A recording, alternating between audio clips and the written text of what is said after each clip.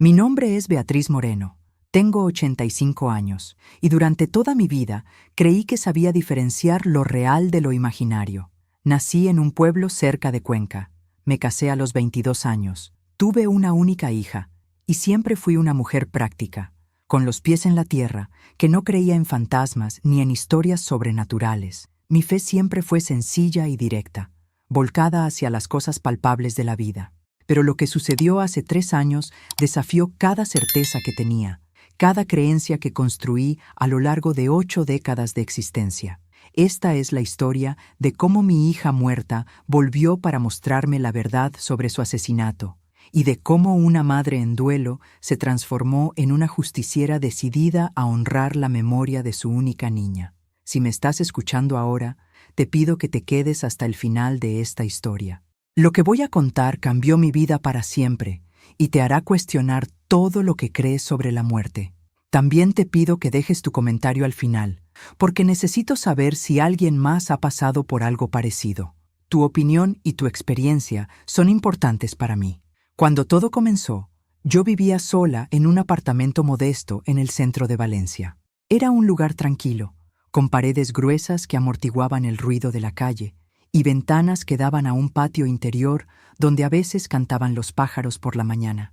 Mi hija, Isabela, había fallecido 5 años antes, en circunstancias que la policía clasificó como accidente de tráfico. Un coche que perdió el control en una noche lluviosa, dijeron. Una fatalidad, afirmaron. Cierren el caso, archiven los documentos, sigan adelante. Pero una madre nunca sigue adelante completamente, no cuando entierra a su hija.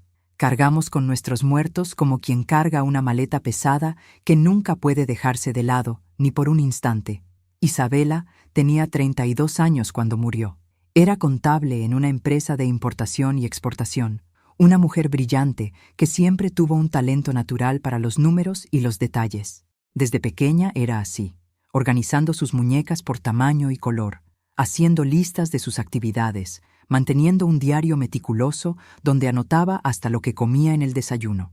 Yo solía bromear diciendo que había nacido para ser detective o auditora, alguien que encontraría agujas en pajares. Nunca imaginé que esa característica sería justamente lo que la pondría en peligro mortal. En los 5 años que siguieron a su muerte, aprendí a convivir con la ausencia. No es que el dolor disminuyera, simplemente cambiaba de forma, como el agua que se adapta al recipiente. Algunos días eran soportables, otros me derribaban con la fuerza de una tormenta. Mantuve su habitación exactamente como estaba, su ropa aún colgada en el armario, sus libros alineados en la estantería, sus fotografías sonriendo desde los marcos. Mis amigos decían que aquello no era saludable, que necesitaba seguir adelante, donar las cosas, transformar la habitación en otra cosa. Pero, ¿cómo donas los recuerdos? ¿Cómo transformas el último vestigio físico de alguien que amaste en una oficina o una despensa? La noche en que todo cambió era un martes de noviembre, con ese frío húmedo que penetra en los huesos y hace que las articulaciones reclamen.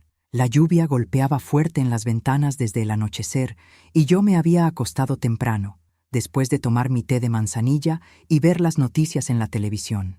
Dormí profundamente por unas horas. Ese tipo de sueño pesado que a veces nos visita a los ancianos cuando estamos verdaderamente exhaustos. Fue por eso que el sonido me asustó tanto cuando me arrancó de la inconsciencia. Eran 3 golpes en la puerta. No los golpes normales de alguien que llega de visita, sino golpes fuertes, urgentes, desesperados. El tipo de sonido que hace que tu corazón se dispare antes incluso de que tu mente procese lo que está sucediendo. Miré el reloj en la mesita de noche. 3 de la madrugada. ¿Quién podría estar en mi puerta a esa hora? Mi primer pensamiento fue de preocupación. ¿Sería algún vecino en apuros? ¿Alguna emergencia en el edificio? Me levanté con dificultad, como hacen todas las personas de mi edad, sintiendo las articulaciones protestar contra el movimiento súbito. Me puse mi bata y me dirigí a la puerta, encendiendo las luces por el camino. Mi apartamento es pequeño, así que la distancia desde el dormitorio hasta la entrada no es grande. Pero en aquel momento pareció una eternidad. Los golpes no se repitieron. Quienquiera que estuviese del otro lado había parado después de aquellos 3 golpes iniciales. Me acerqué a la puerta y, Siguiendo el instinto de autopreservación que todos tenemos, especialmente las mujeres mayores que viven solas, miré por la mirilla antes de abrir. Lo que vi me hizo retroceder con tanta fuerza que casi me caí. Mi corazón se paralizó en el pecho, y por un momento pensé que estaba teniendo un ataque al corazón. Allí, del otro lado de la puerta, iluminada por la luz tenue del pasillo, estaba Isabela. Mi hija muerta estaba parada en el pasillo de mi edificio. Llevaba el abrigo azul marino que vestía el día de su muerte, aquel que me devolvieron manchado y rasgado, pero que ahora parecía entero. Su cabello oscuro estaba completamente empapado, pegado al rostro y a los hombros, goteando agua en el suelo del pasillo. Pero lo que me aterrorizó más allá de cualquier descripción fueron sus ojos. Miraba directamente a la mirilla, como si supiera que yo estaba allí, como si pudiera verme a través de la puerta de madera sólida. Sus labios se movían, formando palabras que yo no podía oír. Retrocedí nuevamente, mi mano presionada contra el pecho como si pudiera sostener mi corazón descontrolado en su lugar. Eso no era posible, no era real. Estaba soñando, tenía que estar soñando. Tal vez había tomado mis medicamentos en una dosis incorrecta. Tal vez estaba teniendo alucinaciones causadas por alguna condición médica no diagnosticada. Cualquier explicación racional sería mejor que aceptar lo que mis ojos me mostraban. Cerré los ojos con fuerza. Conté hasta 10, respirando profundamente, como mi médico me enseñó cuando tengo episodios de ansiedad. Cuando abrí nuevamente y miré por la mirilla, el pasillo estaba vacío. No había nadie allí. No había agua en el suelo. No había Isabela. No había nada más que el pasillo mal iluminado de mi edificio, con sus paredes color crema y la alfombra roja desgastada. Mis piernas temblaban tanto que tuve que apoyarme en la pared para no caer. Volví a la sala, sin valor para regresar inmediatamente al dormitorio. Me senté en el sofá, envuelta en mi bata, tratando de procesar lo que había sucedido. Un sueño, decidí finalmente. Había sido un sueño tan vívido que me confundió, haciéndome creer que estaba despierta cuando en realidad aún dormía. Eso a veces sucede, especialmente con personas de mi edad. Sueños que parecen reales. Alucinaciones hipnagógicas, las llaman así. Había leído sobre eso en una revista. Pero entonces mi teléfono sonó. El sonido estridente del aparato en la mesita de centro me hizo saltar. Miré el reloj en la pared de la sala. 3:17 de la mañana. ¿Quién llamaría a esa hora? Me quedé paralizada, observando el teléfono sonar 1, 2, 3 veces. A la cuarta toqué. Casi alcancé el aparato, pero mi mano vaciló en el aire. ¿Y si fuera algún tipo de broma pesada? ¿Y si fuera algún criminal verificando si había alguien en casa antes de entrar? Pero, ¿y si fuera una emergencia real? ¿Y si fuera el hospital, la policía, algo importante? A la quinta, contesté. ¿Hola? Mi voz salió temblorosa, casi irreconocible. Durante un segundo hubo solo silencio, interrumpido por una respiración leve, casi imperceptible.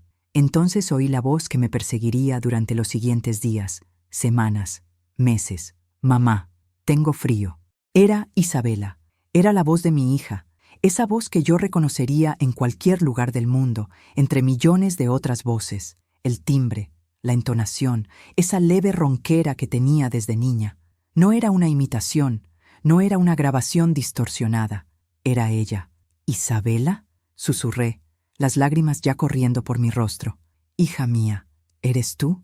Pero la línea se quedó muda y luego cortó con un clic seco que resonó como un disparo en la quietud de la madrugada. Me quedé allí parada, sosteniendo el teléfono contra mi oído, esperando que ella volviera, que dijera algo más, que me explicara cómo era eso posible. Pero solo había el silencio y después el tono de línea desconectada. Mi cuerpo entero temblaba ahora, no solo de miedo, sino de algo más complejo, una mezcla de terror y esperanza, desesperación y anhelo. Llamé de vuelta inmediatamente, pero el teléfono ni siquiera llegó a completar la llamada. Intenté nuevamente, y una vez más. Nada. Miré la pantalla del aparato, buscando el número que había llamado, pero mostraba solo número desconocido. Durante los minutos siguientes me quedé allí sentada, inmóvil, tratando de convencerme de que estaba imaginando cosas, que mi mente me estaba jugando malas pasadas. El duelo hace cosas extrañas a las personas, yo lo sabía. Había leído sobre madres que oían a sus bebés llorando años después de perderlos, viudas que sentían el olor del perfume de los maridos fallecidos, personas que juraban ver a sus seres queridos en multitudes. El cerebro humano es una máquina poderosa y a veces cruel, capaz de crear realidades que no existen para protegernos del dolor insoportable. Pero aquella voz, aquellas palabras específicas, mamá, tengo frío. Isabela solía decir eso cuando era pequeña, siempre que estaba asustada o triste. No era tengo frío en el sentido literal, sino una forma de pedir consuelo, de buscar el calor de mis brazos. ¿Cómo podría mi mente fabricar eso con tanta precisión? Me levanté del sofá, decidida a hacer algo práctico para calmarme. En la cocina, preparé un vaso de agua y bebí lentamente, tratando de regular mi respiración. Las manos aún temblaban tanto que derramé agua en el suelo. Limpié con un trapo, agradecida por tener algo concreto y mundano que hacer.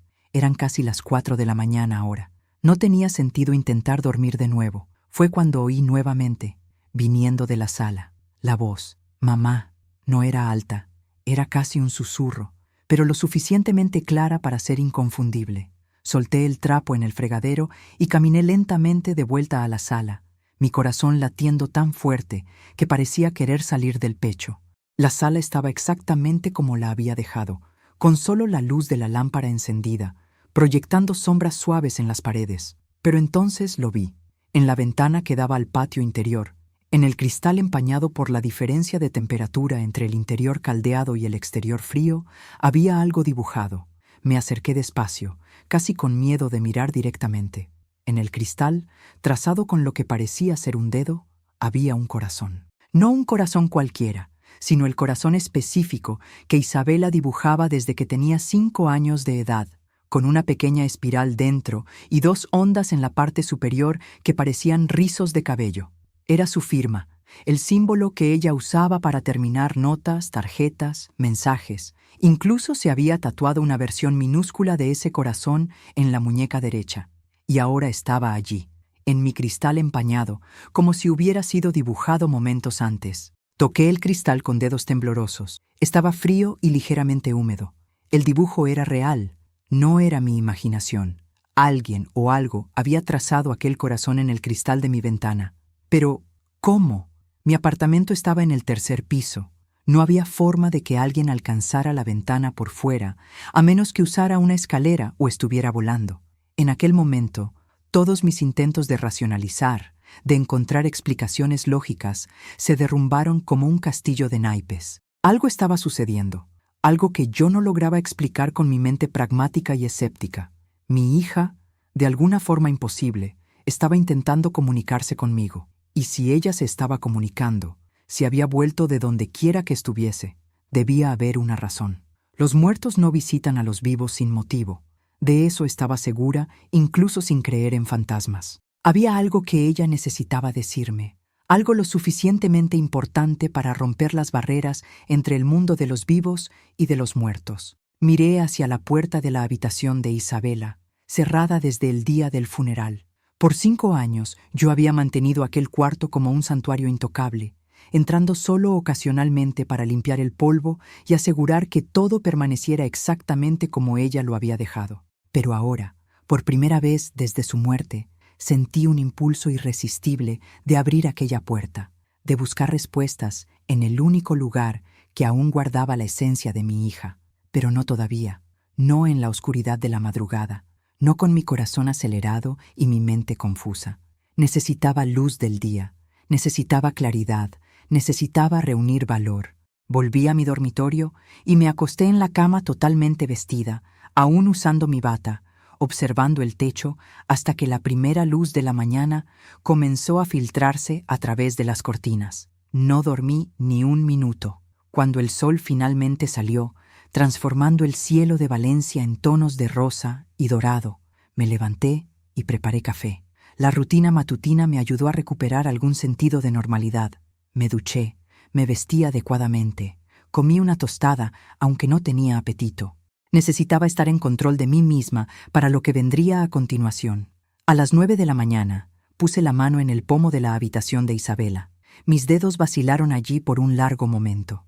Una parte de mí aún esperaba que al abrir la puerta encontraría todo normal, sin cambios, probando que la noche anterior había sido solo un episodio de alucinación inducida por el estrés y la edad. Otra parte sabía, con una certeza que iba más allá de la lógica, que algo había cambiado, que Isabela me había dejado un mensaje. Giré el pomo y empujé la puerta. La habitación estaba exactamente como yo la recordaba.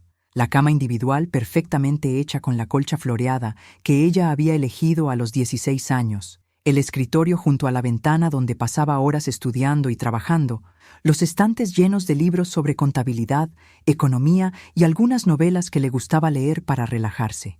Hasta el olor permanecía, ese perfume leve de lavanda que ella usaba, pero había algo diferente. Sobre el escritorio, algo que definitivamente no estaba allí la última vez que limpié la habitación, había un cuaderno. Era nuevo, con tapa negra y bordes dorados, el tipo de cuaderno que Isabela usaba para anotaciones importantes del trabajo.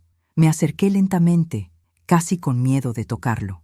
Estaba abierto en una página específica, e incluso de lejos podía ver que había algo escrito allí.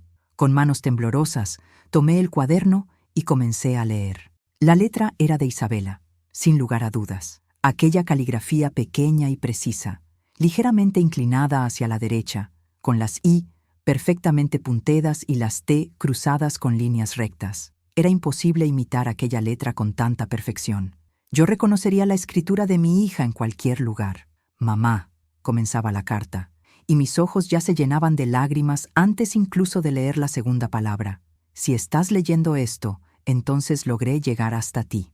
No tengo mucho tiempo, y no sé explicar cómo es esto posible, pero necesitas saber la verdad.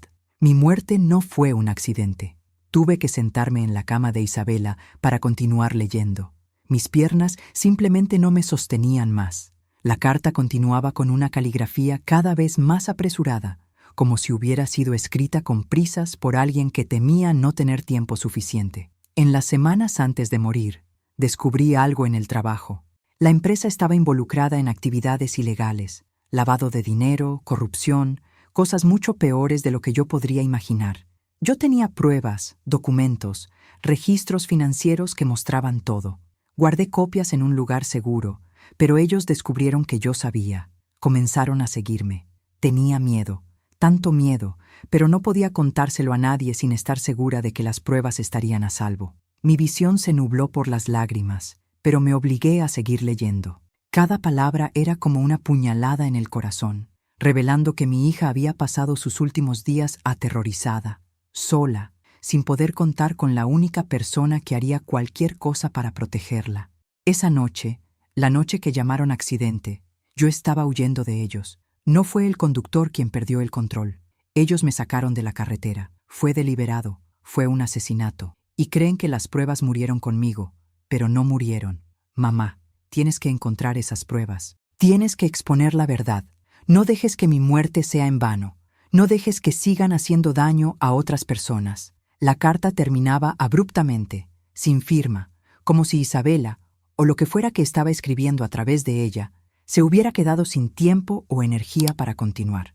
Debajo del texto había solo uno más de esos corazones con espiral, idéntico al que había visto dibujado en el cristal de la ventana. Me senté allí durante un largo rato, sosteniendo el cuaderno contra mi pecho, llorando como no lloraba desde el funeral. Pero esta vez no eran solo lágrimas de tristeza.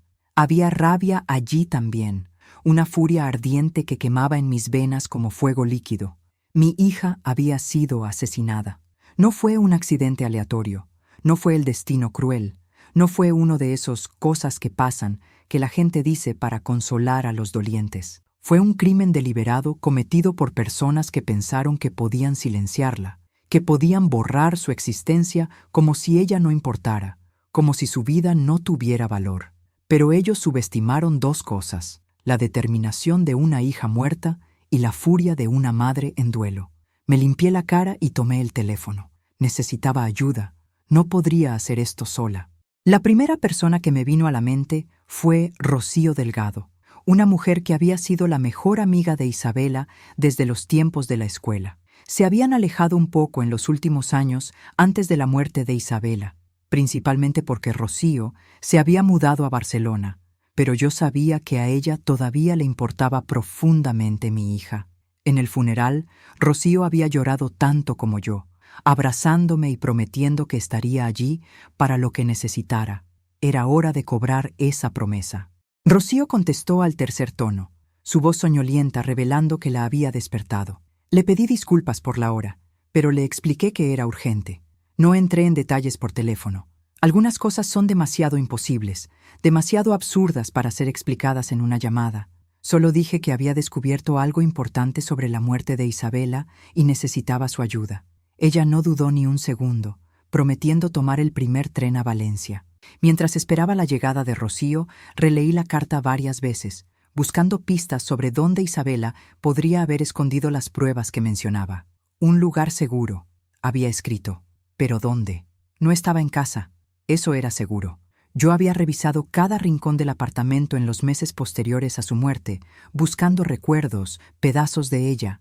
Si hubiera algo escondido aquí, lo habría encontrado. Pensé en su oficina, pero seguramente habría sido limpiada y revisada después de su muerte. Pensé en amigos, pero Isabela no era del tipo que confiaba fácilmente sus secretos a los demás. Ella era reservada, cuidadosa, especialmente cuando se trataba de cosas importantes. Había heredado ese rasgo de mí. Ambas siempre fuimos mujeres que guardábamos las cartas pegadas al pecho, confiando solo en nosotras mismas. La respuesta llegó cuando estaba observando una fotografía en el escritorio de Isabela. Una foto de nosotras dos tomada en Toledo cuando ella tenía 15 años. Estábamos paradas frente a la antigua biblioteca de la ciudad, riendo ante la cámara, completamente despreocupadas. Isabela amaba aquella biblioteca. Solía decir que era su lugar favorito en el mundo, un santuario silencioso donde podía pensar con claridad, un lugar seguro, una biblioteca. Un lugar donde nadie pensaría en buscar, donde libros y documentos se mezclaban en estanterías infinitas, donde los secretos podrían ser enterrados entre páginas y páginas de conocimiento. Tenía sentido, tenía perfecto sentido para alguien como Isabela elegir un lugar así. Cuando Rocío llegó 3 horas después, me encontró lista con un plan y una determinación que no sentía desde hacía 5 años. Ella entró en el apartamento pareciendo preocupada y confundida, abrazándome con fuerza antes incluso de decir nada. «Beatriz, ¿qué está pasando? Me asustaste por teléfono». Cerré la puerta y la guié hacia la sala, ofreciéndole café que ella aceptó más por cortesía que por deseo. Entonces, respirando hondo, le conté todo. La aparición en la puerta, la llamada telefónica, el corazón dibujado en el cristal y, finalmente, la carta encontrada en la habitación de Isabela. Le entregué el cuaderno para que pudiera leer con sus propios ojos. Esperaba incredulidad, esperaba que ella pensara que yo había enloquecido de dolor, que estaba teniendo alucinaciones o inventando historias para lidiar con el duelo. Pero Rocío leyó la carta 2 veces, tocó el papel con reverencia, y entonces me miró con lágrimas en los ojos y algo más, reconocimiento. «Ella me llamó», dijo Rocío de repente, con voz temblorosa, 3 días antes de morir. Estaba asustada, hablando sobre haber descubierto algo peligroso en el trabajo. Yo estaba en medio de reuniones importantes y le dije que la llamaría más tarde. Pero lo olvidé, Beatriz. Me vi envuelta en mis propios problemas y olvidé devolver la llamada. Y entonces ella murió. Y pasé estos 5 años culpándome, preguntándome si podría haber hecho algo diferente si tan solo hubiera devuelto aquella llamada. Sostuve las manos de Rocío entre las mías. «No tienes la culpa de lo que pasó.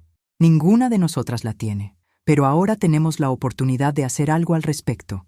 Isabela volvió, de alguna forma imposible, volvió para darnos esta oportunidad. No podemos desperdiciarla. Rocío asintió con la cabeza, limpiándose las lágrimas con el dorso de la mano.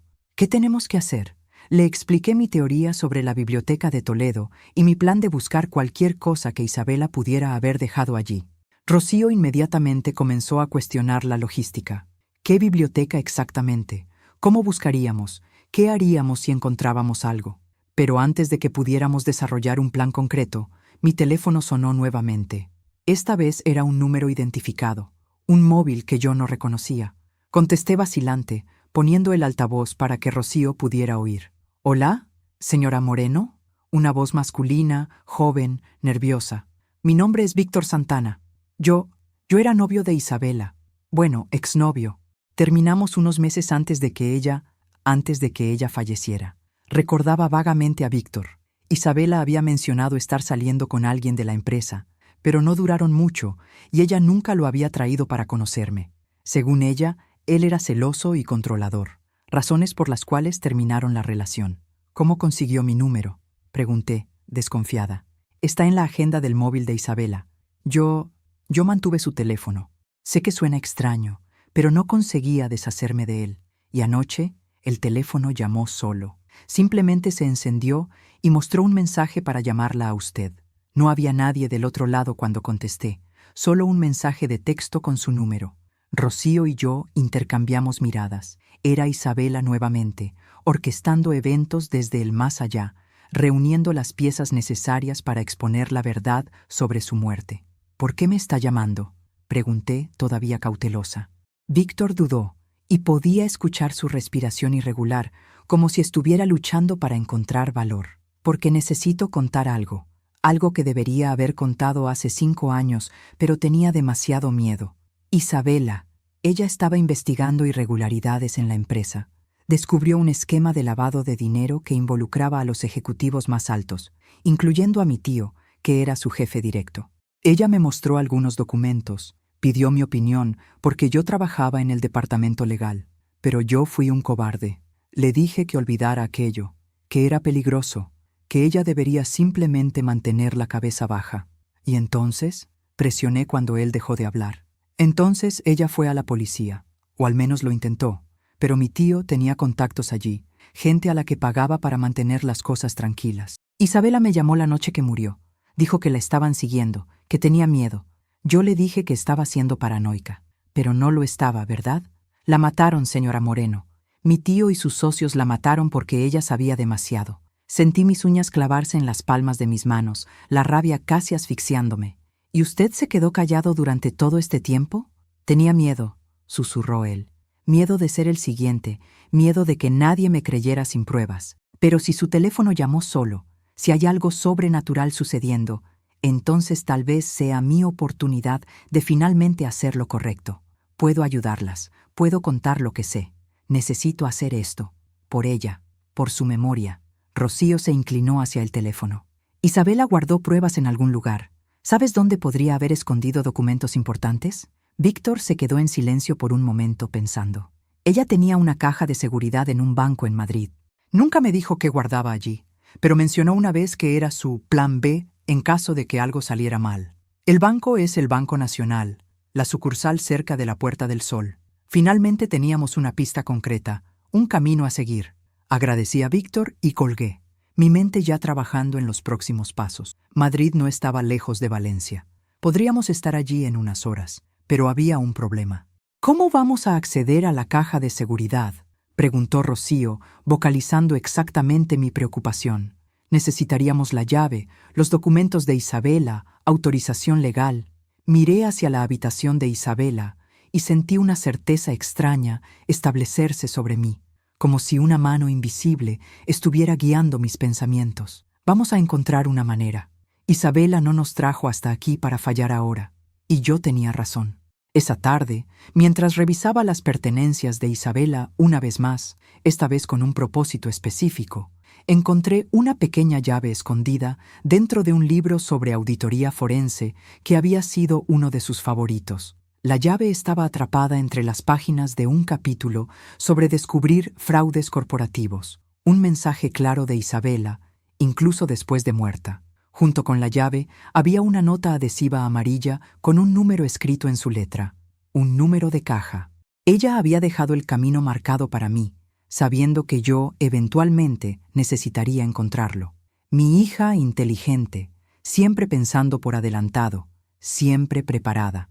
Al día siguiente, Rocío y yo tomamos el tren a Madrid.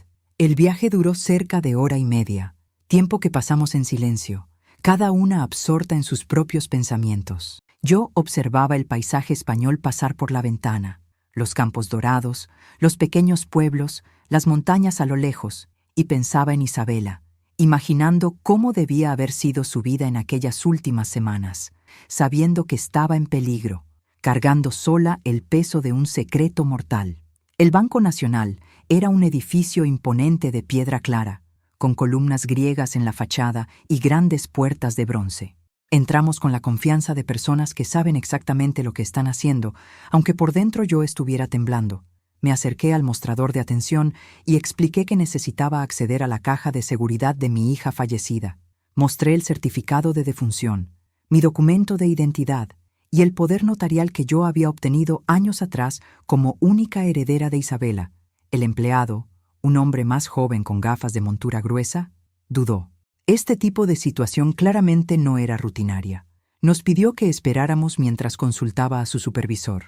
Rocío sostuvo mi mano debajo del mostrador, ofreciendo apoyo silencioso mientras esperábamos. Después de 15 minutos que parecieron horas, apareció la supervisora, una mujer en la cincuentena con aire eficiente y simpático. Ella revisó mis documentos cuidadosamente, hizo algunas llamadas y finalmente accedió a dejarme entrar a la caja. Ella misma nos acompañó hasta la sala de cajas de seguridad, una habitación subterránea con paredes de acero e iluminación fluorescente fría. La caja número 247 era pequeña, ubicada en medio de la pared, entre docenas de otras cajas idénticas. Inserté la llave con manos temblorosas y giré. La puerta se abrió con un clic suave, revelando el interior. Dentro había una carpeta roja, gruesa y llena de documentos. La tomé con reverencia, como si estuviera sosteniendo algo sagrado, y en cierto modo lo estaba. Estas eran las últimas cosas que mi hija había tocado, las pruebas por las cuales había muerto. Acompañadas por la supervisora, fuimos llevadas a una sala privada donde podríamos examinar el contenido. Rocío y yo abrimos la carpeta juntas. Lo que encontramos allí dentro era devastador en su totalidad. Isabela había sido meticulosa, como siempre. Había extractos bancarios mostrando transferencias sospechosas, correos electrónicos impresos detallando acuerdos ilegales, registros financieros adulterados, hasta fotografías de reuniones secretas. Todo estaba organizado, anotado, explicado en notas al margen escritas por la propia Isabela. Era una acusación completa, innegable, de la corrupción que impregnaba su empresa. Pero era también algo más sombrío. Eran las últimas horas de trabajo de Isabela, la prueba de que ella había pasado sus últimas semanas construyendo este expediente, sabiendo que podría costarle la vida. Había una carta en el fondo de la carpeta, sellada en un sobre blanco dirigido simplemente a quien encuentre esto. Abrí el sobre con dedos temblorosos y comencé a leer. La carta explicaba todo en detalle. Cómo ella había descubierto las irregularidades por accidente mientras auditaba cuentas, cómo había comenzado a investigar por su cuenta, cómo había intentado informar internamente solo para ser amenazada veladamente, cómo había ido a la policía solo para descubrir que la corrupción se extendía hasta allí. Ella sabía que estaba corriendo peligro. Ella sabía que ellos podrían matarla, pero se negó a quedarse en silencio. Se negó a ser cómplice a través de su inacción. Si estás leyendo esto, escribía Isabela en la última página, entonces probablemente estoy muerta. Ellos ganaron la batalla, pero no la guerra. Por favor, no dejes que mi muerte sea en vano. Lleva esto a las autoridades correctas. Expón la verdad.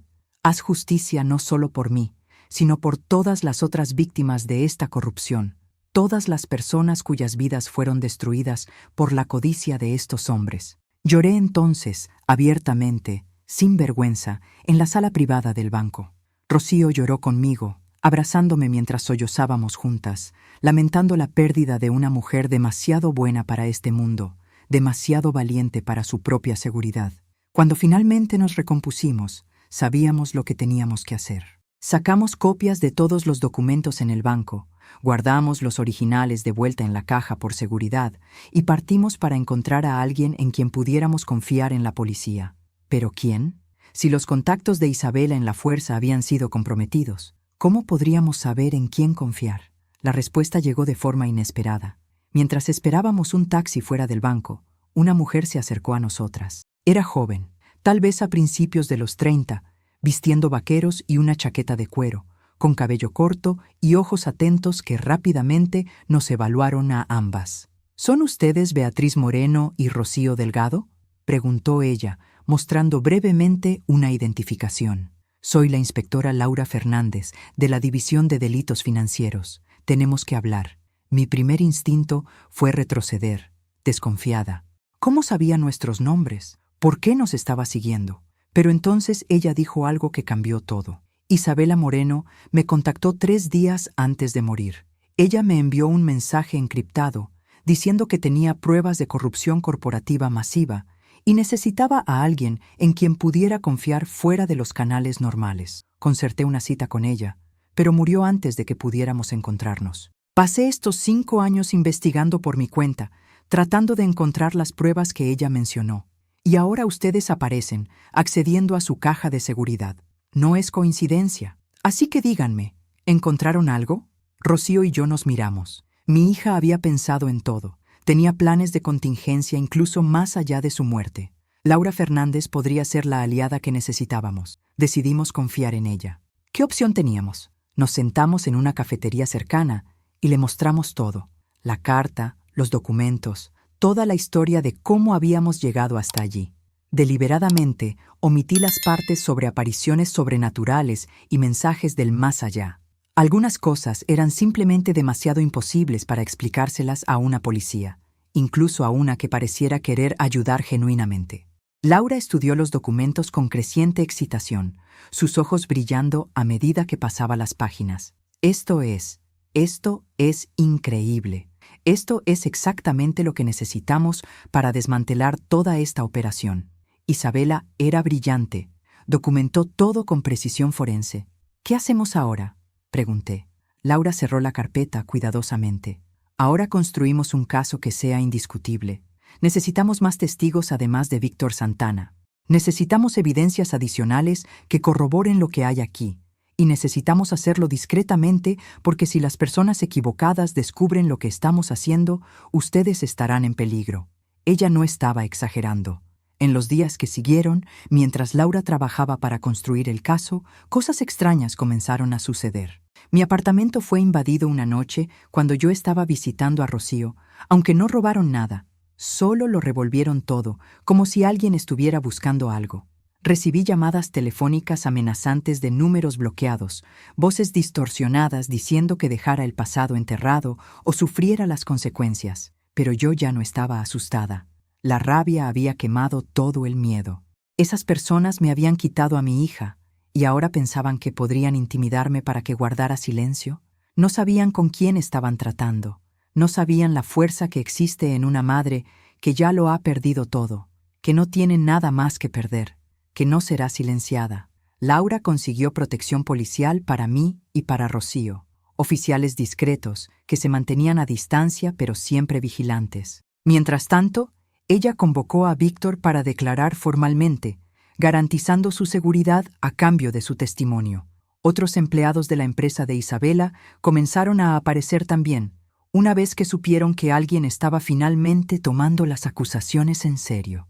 Algunos habían sospechado de irregularidades, otros habían sido forzados a participar contra su voluntad, y muchos estaban demasiado aterrorizados para hablar antes. Pero ahora, con pruebas concretas y una investigadora decidida liderando la acusación, encontraron el valor. Fue un periodista llamado Eduardo Costa quien realmente sacó la historia a la luz pública. Él había cubierto crímenes corporativos durante años, tenía fuentes en toda España, y cuando Laura lo trajo confidencialmente al caso, él vio la oportunidad de exponer algo verdaderamente significativo. Pero Eduardo quería hacer más que solo escribir un artículo. Quería documentar todo, crear un expediente periodístico completo que no pudiera ser ignorado o encubierto. «Necesitamos entrar en la oficina», dijo él en una reunión que tuvimos en su apartamento en Madrid. «Necesitamos evidencias adicionales, archivos físicos que puedan corroborar los documentos que Isabela recolectó. Y necesitamos fotografías del lugar, de la atmósfera, algo que humanice la historia, que muestre dónde sucedió todo». Laura negó con la cabeza inmediatamente. «Demasiado peligroso y técnicamente ilegal sin una orden, lo que no puedo conseguir sin revelar nuestra investigación prematuramente. Pero yo ya lo había decidido. Entonces iré yo sola. No soy policía, no tengo que seguir las mismas reglas, y solo soy una anciana buscando recuerdos de su hija muerta. ¿Quién sospecharía?» «Beatriz, no», comenzó Rocío, pero la interrumpí con un gesto de la mano. Isabela arriesgó su vida para exponer a estas personas. Lo mínimo que puedo hacer es arriesgar una noche en prisión por allanamiento. Ustedes me darán la información sobre la seguridad, sobre dónde buscar, sobre lo que necesito encontrar, y yo haré el resto. Después de mucha discusión y planificación cuidadosa, acordamos un plan. La empresa funcionaba en un edificio moderno cerca del puerto de Valencia, con seguridad estricta durante el día, pero sorprendentemente laxa por la noche. Un error común de organizaciones que creen que su corrupción está perfectamente escondida. Eduardo consiguió planos del edificio a través de fuentes en el ayuntamiento. Laura nos proporcionó información sobre el sistema de seguridad que ella había obtenido durante su investigación preliminar. ¿Y Isabela? Mi hija me dio el coraje final. La noche antes de la invasión planeada, tuve otro sueño, o visión, o visita, no sé ya cómo llamarlo. Isabela se me apareció, clara y brillante como había sido en vida, sonriendo esa sonrisa que siempre iluminaba cualquier habitación. «Gracias, mamá», dijo ella, su voz resonando como si viniera de muy lejos. «Gracias por no rendirte conmigo, por creer, por luchar. Solo un poco más. Las pruebas que necesitas están en el archivo del tercer piso, cajón marcado con Infentu Anual 2018. Es donde él guardaba los documentos más incriminatorios porque nadie pensaría en buscar informes antiguos. Ve allí. Termina esto».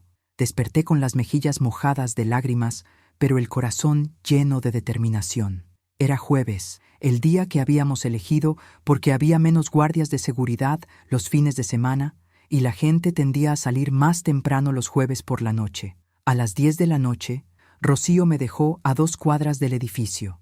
Eduardo estaba conmigo, cargando una mochila con equipo para copiar documentos rápidamente, un escáner portátil de alta velocidad y una computadora portátil.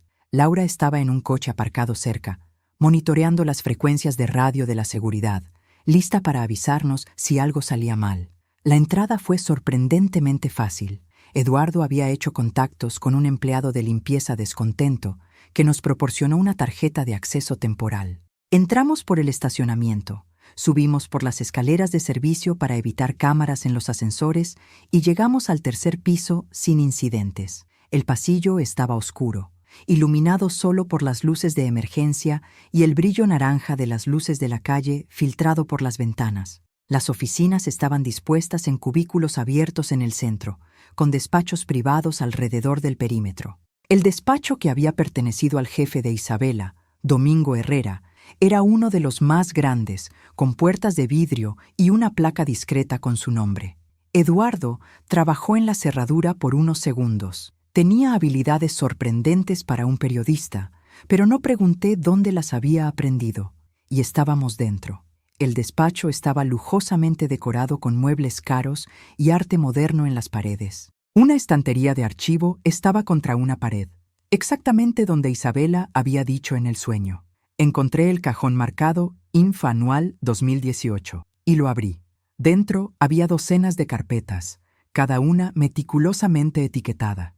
Comencé a pasar por ellas rápidamente, mientras Eduardo fotografiaba cada página con una cámara especializada que él dijo no hacer ningún sonido. Estaba todo allí. Contratos falsos, registros de pagos ilegales, acuerdos con funcionarios corruptos del gobierno, esquemas de evasión fiscal, hasta conexiones con organizaciones criminales. Era suficiente para poner a una docena de personas en prisión por décadas. Y en el fondo del cajón, como una cereza mórbida en la cima de un pastel envenenado, encontré algo que me heló la sangre. Era un memorando interno, fechado 3 días antes de la muerte de Isabela. El asunto era simplemente la auditora y consistía en una línea. El problema ha sido resuelto permanentemente. Estaba firmado con las iniciales D.H., Domingo Herrera. Era una confesión de asesinato, escondida en lenguaje corporativo, archivada casualmente entre otros documentos, como si fuera solo una transacción de negocios más. Mi hija había sido reducida a el problema que necesitaba ser resuelto. La rabia que sentí fue tan intensa que tuve que sostenerme de la mesa para no tambalearme. «¿Beatriz?», susurró Eduardo preocupado por mi palidez súbita. Le mostré el memorando. Sus ojos se abrieron de par en par. «Dios mío, esto es una confesión directa». «Toma una foto», le dije, mi voz saliendo más firme de lo que me sentía. Toma 10 fotos. Asegúrate de que cada palabra sea clara y legible. Este documento va a poner a ese asesino tras las rejas por el resto de su vida. Eduardo estaba en medio de fotografiar el memorando por tercera vez cuando oímos pasos en el pasillo. Nos congelamos, los dos mirando hacia la puerta. Las luces del pasillo se encendieron, inundando el espacio con brillo fluorescente. «Hay alguien aquí», dijo una voz masculina, amortiguada pero lo suficientemente clara para entenderla. Tercer piso, despacho del señor Herrera.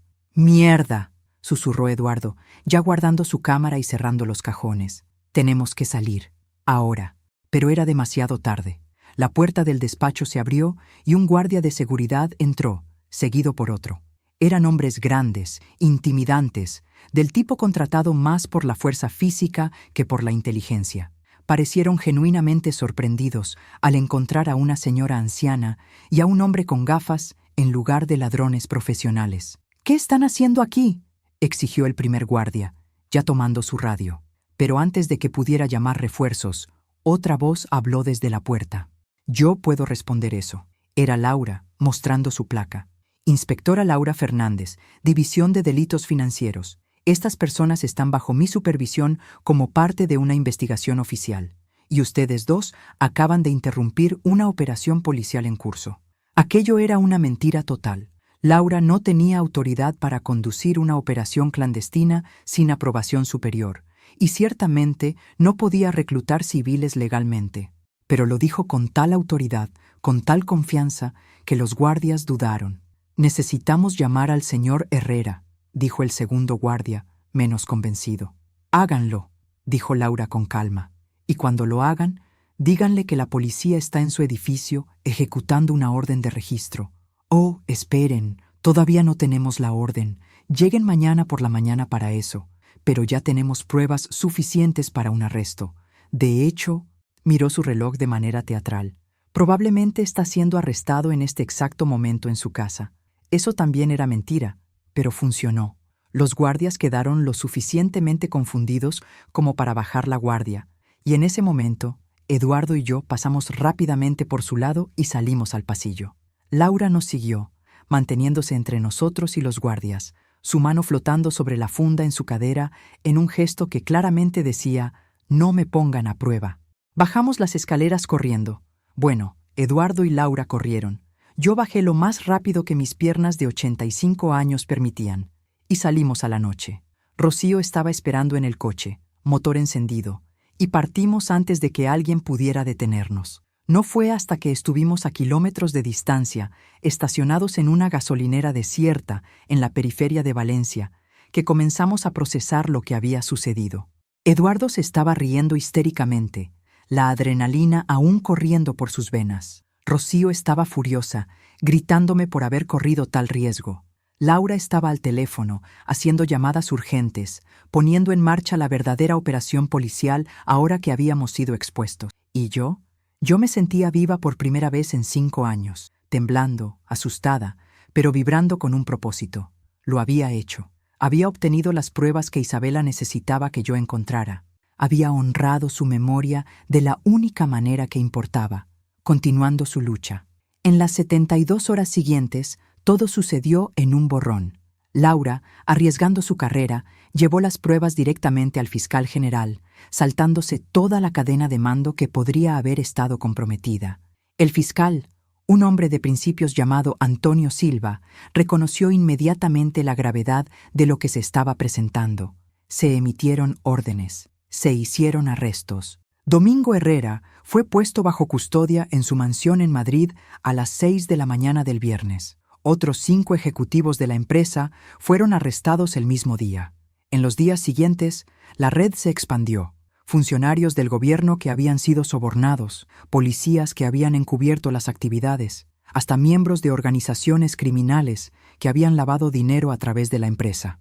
La historia estalló en los medios. Eduardo escribió una serie de artículos devastadores para El País, detallando toda la operación y destacando el papel crucial que Isabela había desempeñado, a un coste final.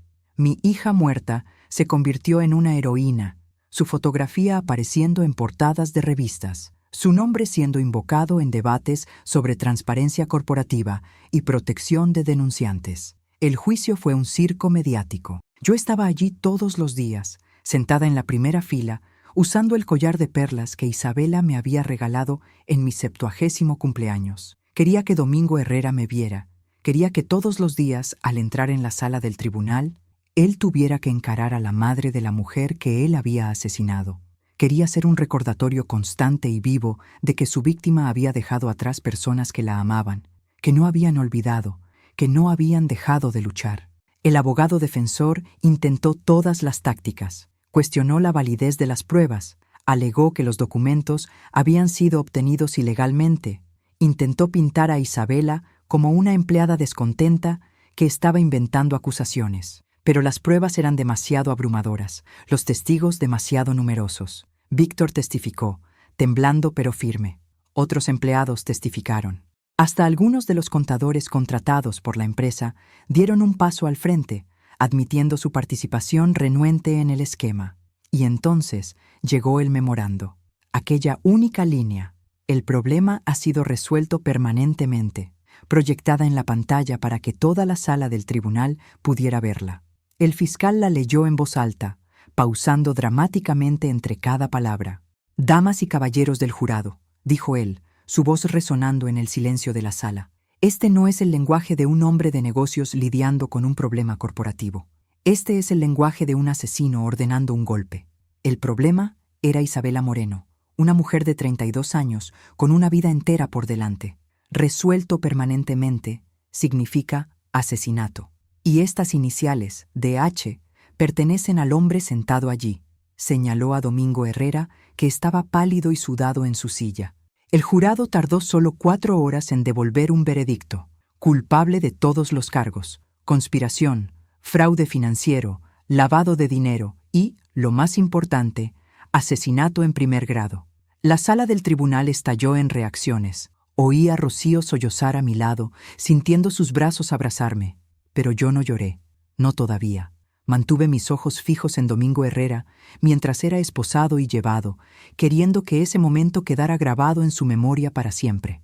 Las sentencias fueron severas. Herrera recibió 30 años por asesinato, más penas adicionales por los cargos financieros. Efectivamente, una sentencia de cadena perpetua para un hombre de su edad. Sus cómplices recibieron entre 10 y 20 años cada uno. La empresa fue multada con millones de euros y forzada a disolverse. Los funcionarios del gobierno corruptos perdieron sus cargos y fueron a prisión. Fue una limpieza completa, una erradicación de una red de corrupción que había operado impunemente durante años. Después de que el veredicto fue leído y la sala comenzó a vaciarse, permanecí sentada, aún procesando todo. Laura vino hacia mí, poniendo una mano gentil en mi hombro. «Lo hiciste», dijo ella suavemente. «Le trajiste justicia a tu hija». Negué con la cabeza, aún mirando hacia el frente. «No fui solo yo, fue Isabela. Ella nunca se rindió, ni siquiera después de muerta.